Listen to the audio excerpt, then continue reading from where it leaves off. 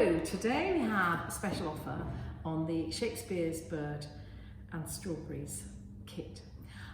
This kit's been a very special one for me because we have been allowed access to the Bible belonging to the Shakespeare's Birthplace Trust, and in buying this kit a percentage goes to the Shakespeare's Birthplace Trust towards maintaining their fabulous textile collection mostly from the time of William Shakespeare. So today we're going to open the Shakespeare's Birthplace Trust design called Shakespeare's Bird and Strawberry, which I made, and it's rather a crossover piece, and I've chosen Renaissance very fine Persian wools instead of the silks that we used originally.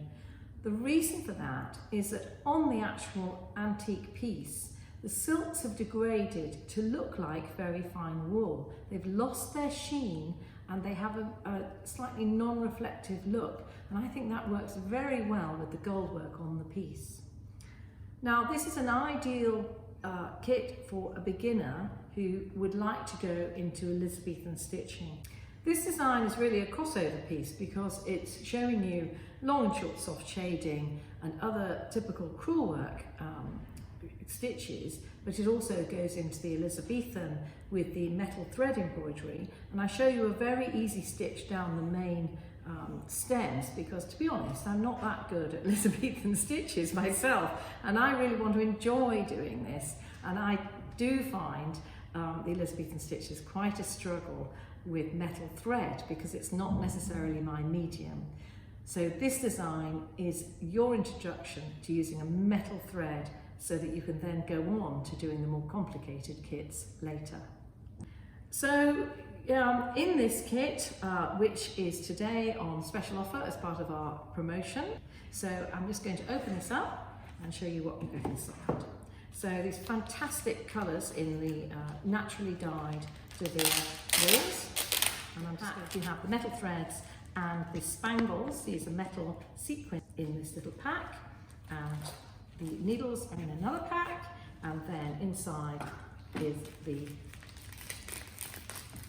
plastic bag with the stitch instructions. So I'm going to show you what you get.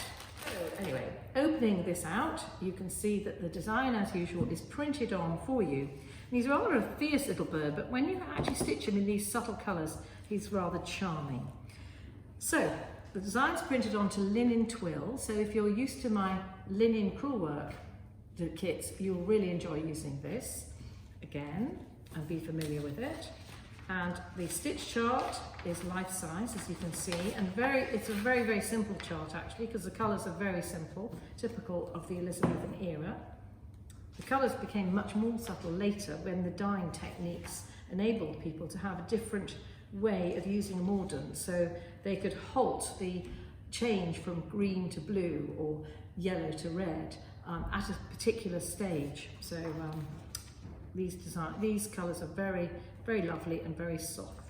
So this is the Bible at Shakespeare's Birthplace Trust, and then the instructions take you through all the stitches step by step as usual.